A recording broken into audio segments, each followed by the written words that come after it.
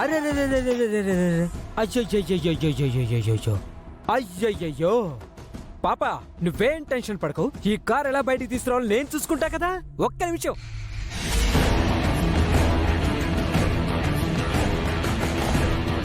అబ్బా చా, ఏమైంది బావా? నువ్వు పిలిచావన్న హడావుడిలో తాడు తీసుకురావడం మర్చిపోయాను. అయ్యో, తాడు లేకుండా గోతులోంచి కారు ఎలా బయటకు వస్తుంది?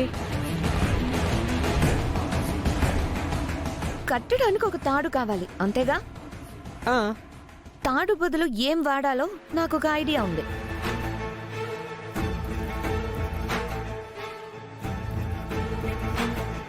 ఏం కావాలి? నేను అర్జెంటుగా వెళ్ళాలి, తప్పుకోండి. మీ అన్నయ్యకి మా ఫ్యాక్టరీలో జాబ్ ఇచ్చాం. మ్, మీరుండడానికి ఇల్లు కూడా ఇచ్చాం. మంత్లీ శాలరీ కూడా ఇస్తున్నాం. ఎంతో చేస్తున్న మా రుణం తీర్చుకునే ఛాన్స్ ఇప్పుడు నీకొచ్చింది.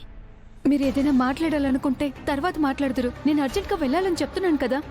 ఇక్కడ కారు కదలక మేం బాధపడుతూ ఉంటే నువ్వు అంత అర్జెంటుగా వెళ్ళి ఎవరిని ఉద్ధరించాలి? మీ కారు ఆగిపోతే నేనేం చెయ్యాలి?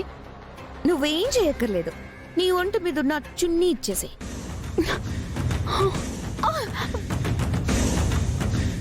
వదలండి ప్లీజ్ అండి. నేను ఈ పచ్చళ్ళు అర్జెంటుగా డెలివరీ ఇవ్వాలి. నన్ను వెళ్ళనివ్వండి ప్లీజ్. వచ్చున్న డెలివరీ తర్వాత కూడా ఇవ్వచ్చు. చున్నీ లేకుండా కూడా వెళ్ళొచ్చు. వదలండి, ఇప్పుడు please. రెండు కూడా.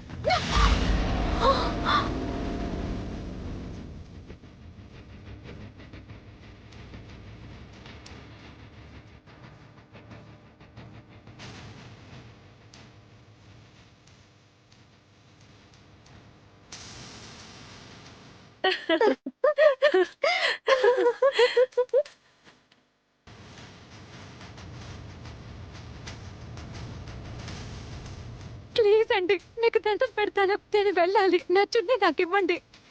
ఇక్కడ చున్నీ మా అవసరానికి యూజ్ చేసుకుంటున్నాం. ఏం పర్లేదు, నువ్వు అలాగే వెళ్ళు. మీ అన్నయ్య ఏంటమ్మా ఇలా ఉన్నావని అడిగితే, అన్నం పెట్టే కంపెనీ రుణం తీర్చుకునే అవకాశం వచ్చిందన్నయ్య. రుణం తీర్చేసుకున్నాను, బ్యాలెన్స్ ఏం లేదని చెప్పు.